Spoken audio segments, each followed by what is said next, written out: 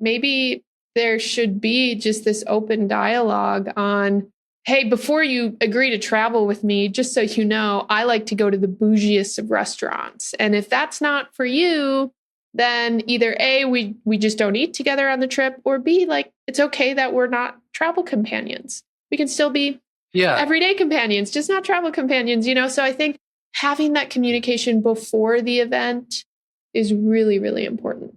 Yeah, I think something you and I have learned over the past several years of doing more group vacations, whether it's with family or friends, is you don't have to do everything together.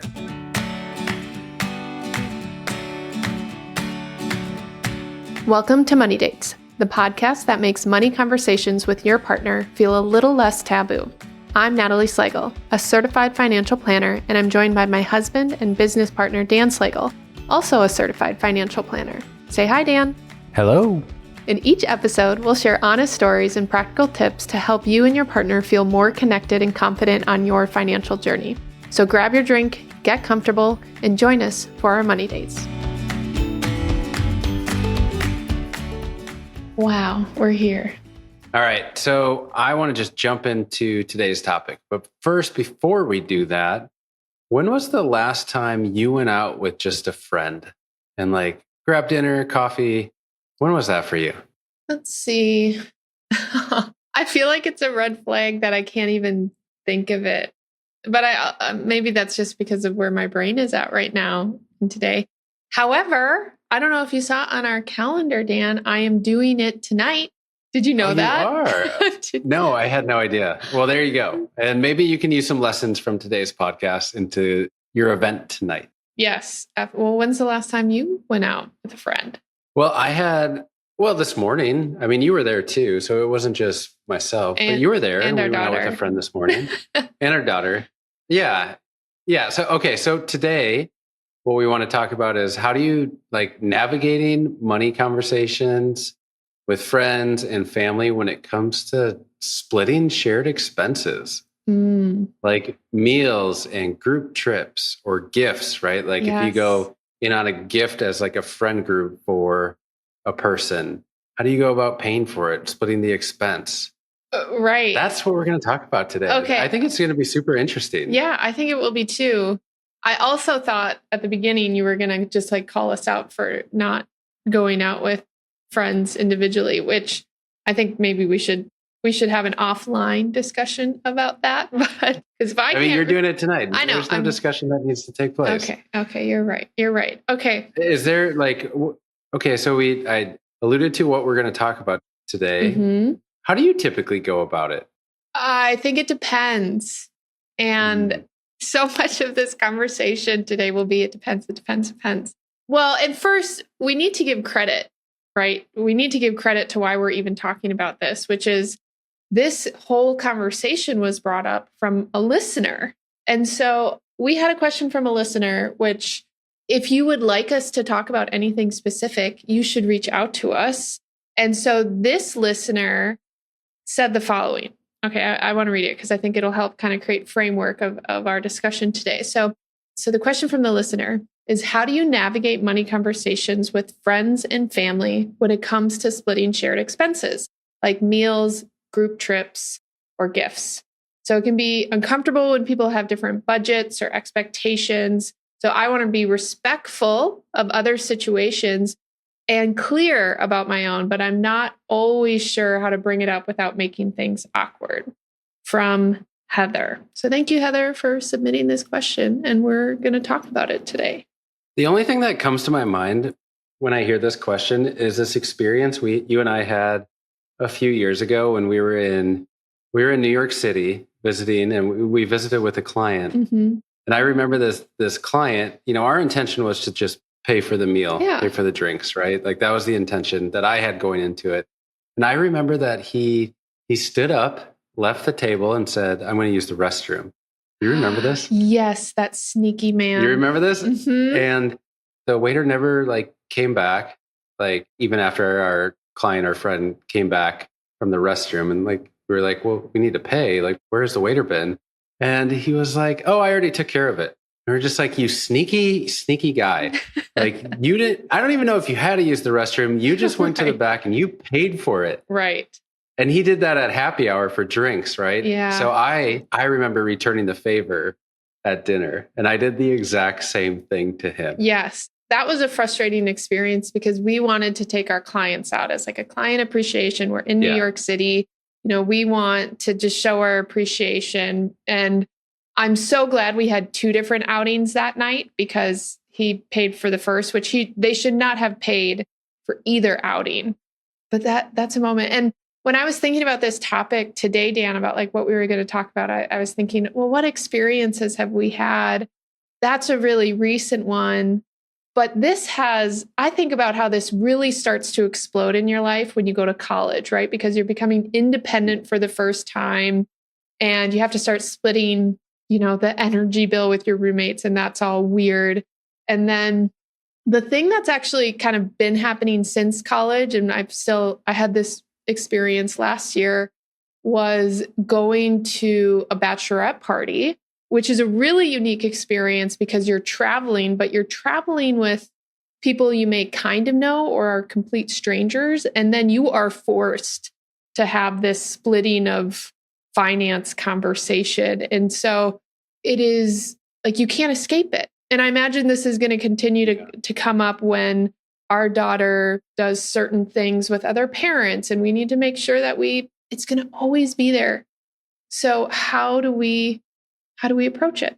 I even had an experience this morning when you and I and our daughter went out to eat with a friend who is moving. Mm-hmm. He's moving for a new job, and this is like the last morning that we would be able to see him. So we wanted to take him out to breakfast, and at the register, I pulled out my credit card. And he immediately said, no, don't do that. I got it. Mm-hmm. But me, and he's also from the Midwest. This is like a comic book Midwestern like dialogue that took place. He was like, no, I got it. And I said, no, we want to treat you. And so then I had him put his order on top of ours. And then like now, if you're really fast, like if you're sneaky fast, the Square machine will just all of a sudden when the order is entered, say swipe, tap, or like pay. Well, now you can just tap. So I was very fast, like quick to the draw, and I just like tapped the card immediately. And he was like, no, I had this whole like speech prepared. I'm like, what are you talking about? You had a speech prepared. Like, you're right though. Like, that even just happened to me like 5 hours ago. And it's just like, it's like this awkward balance of like, hey, no, I want to treat you. You want to treat us, or split the cost or go on your own bill. Like there's so many options, and you don't know what the other person is thinking until everyone is presented with the opportunity like at the same time. Right, exactly. And so I think there's just so many facets at play. So it's not like you can just have this in this situation, I'm going to act like this, because what we've started to talk about is when you want to treat someone, and maybe that person doesn't realize that you want to gift them this experience or dinner or whatever it is. So there's that. And then the flip side is maybe someone wants to treat you, or you're going into an experience that maybe it's just, you do want it to be equitable, whatever that means. So I think we should dive into kind of the things that are happening behind these situations, which is there's social pressure, right? Of like, I think of like when you're doing maybe a family or a friend vacation, and there's the social pressure of just saying like yes or no to the vacation. And then when you're on the vacation, you have this group of people that want to do something, and maybe you don't want to do it, or maybe you're the person who wants to do something and there's someone who isn't. So there's the social pressures. There's then like the guilt and shame around money. And then the big one, I think, which is really interesting for you and I, Dan, in the seats that we sit, are the different like expectations or financial situations. And the reason why I think it's interesting for you and I is because there are people in our personal life that are also in our professional life, right? So like people we run into personally that are also our clients. And so we have this really unique perspective of we literally know the ins and outs of their financial situation. So that gives us this unique perspective there. And then there's us just making assumptions on people's financial situations and what that means as well. So Lots to dive in there. I think for sure. And the differing expectations and financial situations for everyone else listening who's not a financial planner and doesn't have maybe friends or family that they know their finances, right? You have no idea what's going on unless the other person shares. And we had an experience recently where friends had recently purchased a home. It was like their dream property that they wanted to purchase. They purchased it. And then we went on a group vacation with them and another couple. Right. And I think that's where, and a lot of the financial resources and income were kind of tied into this new home, right? Like it was pretty evident that it was a little tighter from a cash flow perspective on the vacation, because the vacation also costs, it's not free. Right. At the end of the day. Right. So there was an expectation of, hey, we want to do more meals at home. And then from the other group, it was, hey, we want to go out to eat more. And then we're kind of in the middle, right? Like, well, we can do both. We can do both. Yeah. So how do you recall us going about that? Like, I was it more of a thing like via text and conversation as opposed to how it was actually like lived out? So we did have communication. It was over text. So there is that. Things get lost over communication via text. But we laid out, this is what one of the families wants to do. And this is what another family wants to do. And then being very true to our fashion, Dan and I were like, we can do both. Like, or we can, we can do whatever works. And based on that, it was kind of this agreement on there can be a blend.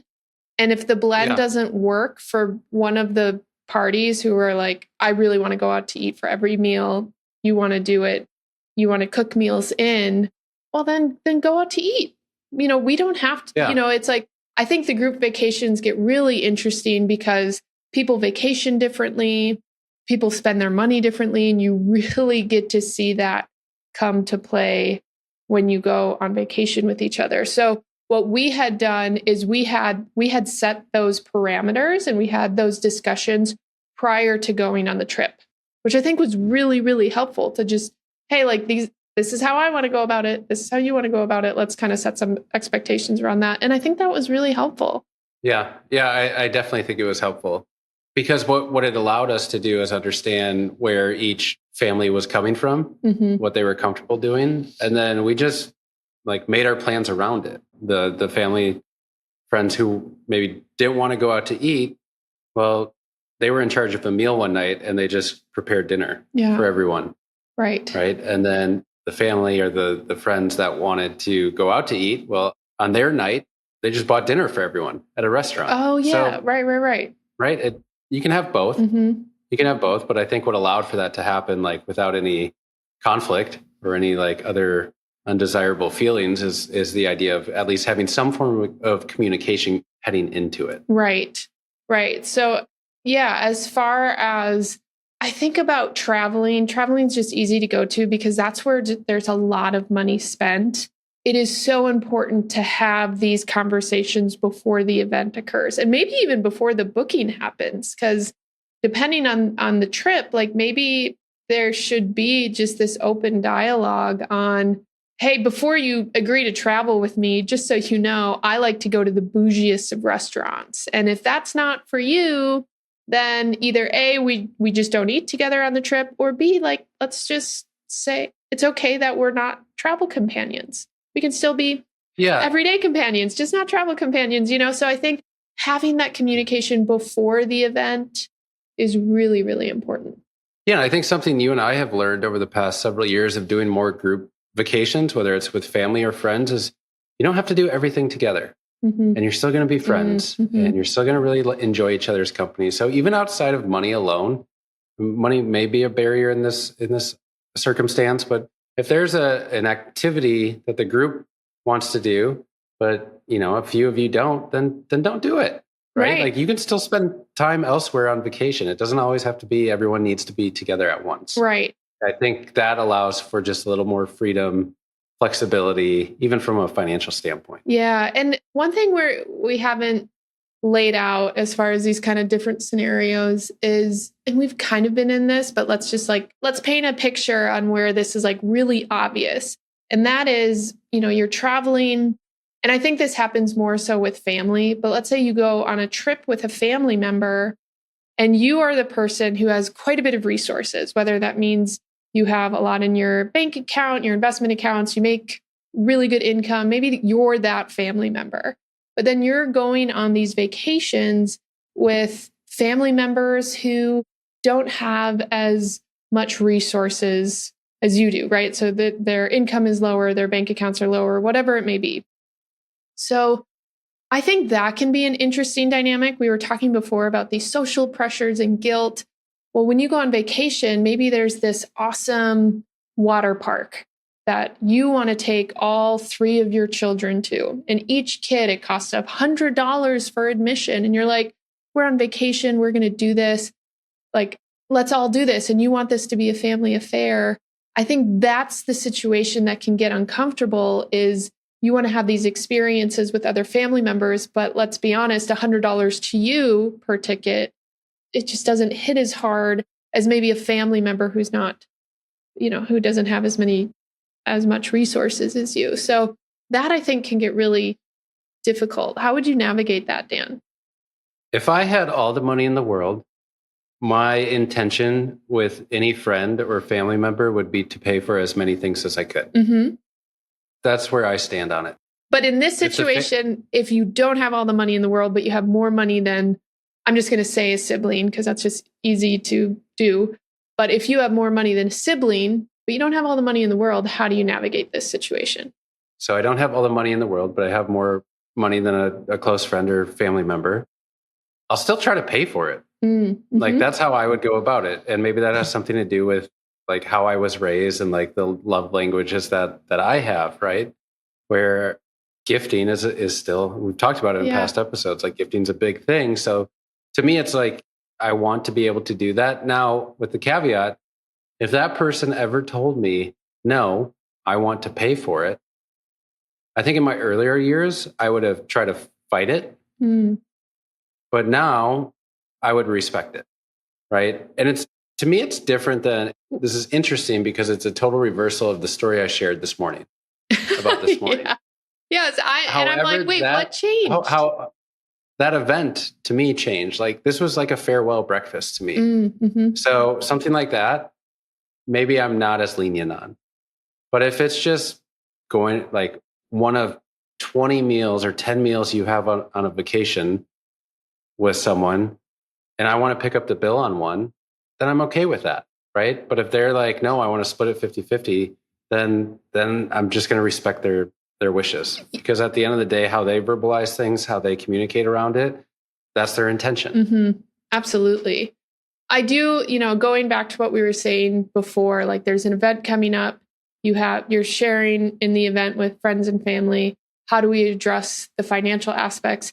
I think it's, again, so important to talk about before, because if you're my brother and not my husband, Dan, and you're the one who's well off and I'm the one that's, even struggling to go on this vacation, and you're the planner, you're like, hey, there's this awesome water park. Like, I really think we should all go. In my head, if I saw that, I'd be looking at the prices per tickets and doing the math. Okay, I have this many kids and this many price, blah, blah, blah. And I'm getting anxious about the trip, even though it's a vacation and I should be getting excited about it. And so that's why if there's going to be these moments where you're going to treat people, maybe it can ruin the element of surprise. There's that. But if I'm planning an event with my very well off brother and they're telling me all these events they want to do, I'm going to be so stressed about the event. But if they're like, hey, there's this awesome water park and it's going to be my treat for the whole family on the random Tuesday that we're all going to be at this cabin, I'm going to be like, amazing. Like you just took off the stress of the planning and the financial impact. And so like just having those conversations before is beneficial for everybody involved. But no one talks about it. No one talks about money. No. So how are you supposed to even, like, it's easy for us to say set expectations early. Mm-hmm.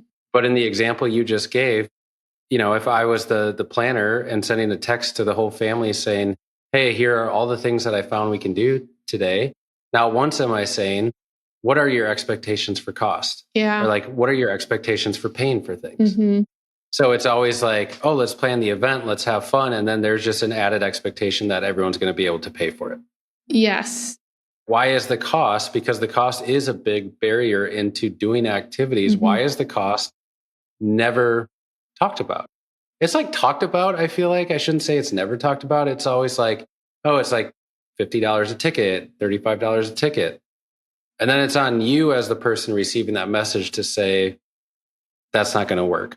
Yeah. To kind of, to like, which that's a hard feeling. Raise your hand and say, I'm not in a position where I can afford this, which, gosh, this conversation got just so interesting to me because I'm thinking like, what happens, Dan, if you were my little brother, right? And you're... Why am I always your brother in these examples? Because he can't be my husband. We have the same financial situation. Okay. So you're my little brother. Right. And I have 4 kids and you're single and you have a job paying you hundreds and hundreds of thousands of dollars. And I'm like barely making it with however many kids I said I had at home. And you're like, yeah, I want to go to this water park. Imagine you're like an obnoxious little brother, right? To me, there would be, it's not just about like communicating, but there's this dynamic of like, well, I'm the older sibling, like, and now I'm having my little sibling paying my way for me and the kids. And like, so I just want to like say, we're like, oh, have the conversation, but it's so much more to it than that. And so you might have this dynamic within your family on like, siblings tend to be competitive in some way. So maybe you have that competitive thing going on. And then I know that can be true with friends as well, on like one friend saying, hey, I want to do all these things. And another friend being like, I can't afford that. Well, you keep referring to siblings. Mm-hmm. Let's take it up a step. Okay. What about parents? Ooh. Like your parents. Yes. And the expectation. My experience is really interesting because I never had an expectation that I had to pay for anything. And I feel like that was because my mom was like super all about spoiling me. Yeah. And when she passed away, I love my dad. He's probably listening to this. But like the dynamic shifted a little bit. And I felt a little more responsibility in, I should be paying for things now. Interesting. Well, so both of your perspective, well, it wasn't even that your dad's perspective changed. I think your mom was just the decision maker. And now your dad's in the decision maker spot as far as like who buys what. So that changed for him. And then your perspective changed because it's not mom and dad anymore. It's just dad. So interesting. It is interesting. Yeah. Yeah. What are your expectations with parents? I don't mean to put you on the spot if you don't want to talk about it, but like, do you have expectations with parents? I do. I do have expectations with parents in that I am sometimes surprised on what they offer. And in the sense of sometimes I offer to pay for things where I'm just like, oh, like you don't need to, or you don't have to. And then sometimes they don't offer. And I'm like, oh, I'm surprised you're not offering. Like, and I almost feel like if there's anyone that in regards to this topic, I could be better at being more upfront and having the dialogue before with both sets of my parents. But instead, what tends to happen, at least with my dialogue with my parents, is we get to the event and then it's like we're at the square is right there in front of your face, who's paying, and by then it kind of creates that awkward like, oh, who's pulling out their wallet the slowest. It's like, I'm reaching for it. I forgot what company, but it was the alligator arms. Remember that? Alligator arms? That was a great commercial. Right. That was perfect. Okay, so let's take it one step further because this conversation keeps evolving. And I think we're not going to have a solution for everyone, but there are things to think about for everyone. You and I are parents now. So when do we start having a conversation about what are we paying for our daughter? And does that stop at a certain point, right? Like I feel like our parents are from, World War II generation, not them, but their parents. Their parents were, right? So they had a lot of money habits creep in from that generation, which good and bad, I think every generation has. One of them could be frugality. So at what point do you and I now as parents step in and say, we're either going to pay for as much as we can, or at a certain age, maybe we kind of cut it back a little bit? That I don't know, but there is this, it's so obvious right now. Like, I'm not going to ask my 13-month-old to start chipping in. Yeah, of course. That's not what I'm talking about. I know that's not, but I'm like saying when she's older. I'm saying, okay, it's so obvious. And then it starts to get less obvious, less obvious. So when does that flip? When, like, to me, it's obvious now, but it's not obvious in the future of what that will look like. And I think that warrants a whole episode on like having those dialogues with your children. So I don't want to dive too deep into that because we just do not have time for that. But what I'm gathering is, you know, we keep saying it, like have the conversation before. And then during the event, like let's say you're on the vacation now, you've had the conversation. And then during the event, it's okay, we're at dinner tonight. As I stated in the text, I wanted to treat everyone. So, you know, it's like, because they're still like, okay, remember Uncle Timmy said that he was going to pay tonight. I hope he still is because I'm getting 2 margaritas instead of just one, you know, like communication. Don't you love that when someone says they're going to pay up front and you're like, I'm having like the company party, like I'm having 3 margaritas. I want 2 appetizers, always getting 2 appetizers if someone else is paying. So note to anyone who wants to buy a meal and let me know. So to recap things that people who are listening can work on, I think it's setting expectations early. Mm-hmm. We obviously hit on that one a lot, which in doing so, you're normalizing open dialogue. Yeah. To talk about money, for example. Like, what would an example of that be for you? Like open dialogue. Do you have something off the top of mind? No, I do. Okay. I do. Then why'd you ask me? Okay, Just so share like, your... I don't know. It's just what you do on podcasts, I guess. Okay. So I'd love to, an example, I'd love to split the check evenly, but I only had a salad. Is that okay if I Venmo you with like a different amount?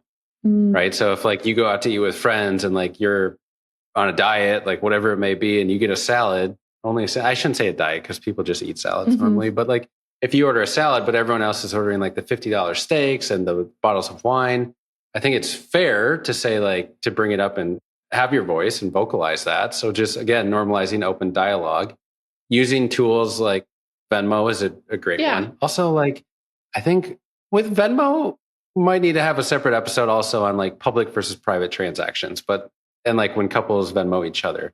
Anyways, I digress. Venmo is still helpful in this instance. And then afterwards, once everything is done, it's like, if you still feel like a little awkward about it, I think it's okay to just say like, hey, I hope that worked for you. I just wanted to check in. Yeah. I think a lot of this, like everyone's thresholds financially are different. To me, there was a point in my life where I would get really upset when I purposefully didn't order a drink at dinner. And I got kind of the cheaper burger rather than the steak. And then it's the classic example. The bill comes and you're like, let's just split it evenly. And you're like, well, what the heck? And this, I remember this happened with us, Dan, because you don't drink alcohol at restaurants. And so it always felt like in those situations, like we were paying a little bit more than we should have otherwise. And I found myself getting a little, like it'd just be this like, ooh, like this little, ooh, annoyance. And then I was like, here's what I can do in this. In the future, if I know this annoys me, I can communicate with people that like, hey, I would like us to just pay ourselves. Or I can just stop caring about it. And where I can say, or I can just not go to dinner. And to me, call me an avoider, because this is this is what I was just like, you know what, I'm just going to not care about it. So to me, it was like a mindset shift. And so I think that kind of plays into this too. Like if it bothers you enough, you should say something. If you can't say something, then you're kind of the problem and you need to change something, whether it's not going or not caring. That was kind of my approach to it. But it also helped because throughout these experiences too, our financial situation, we have been able to get more and more just spending money, kind of frivolous spending money. And so I kind of cared less because our financial situation changed along the way too. So this whole thing is just like, it depends. You know how you resolve what you originally started that topic on. You just order 2 drinks for yourself. Like that's how we resolve it. Oh, you mean if it still bothers you? It doesn't bother me. Yes. That was my point, Dan. Well, I know. Okay. I know. I was saying if it still does, obviously you shared why it doesn't. Anyways, this is obviously very interesting. And I would love for anyone listening to just think about it the next time you know you're going to go out to eat or get drinks with someone, and just plan accordingly and see how things lie. Yeah, absolutely. Well, thanks for the conversation, Dan. Okay. Thanks, Natalie. Bye-bye. Bye. Hey, if you've enjoyed this episode and are looking for personalized financial guidance, schedule a free complimentary consultation using the link in the description below.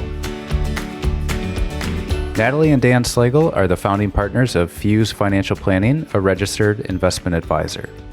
The information provided in this podcast is for informational purposes only and should not be considered investment advice or a recommendation to buy or sell any securities. Investing involves risk, including the potential loss of principal. Advisory services are offered to clients or prospective clients where Fuse Financial Planning and its representatives are properly licensed or exempt from licensure. For more information, including our disclosures, please visit our website at www.fusefinancial.com.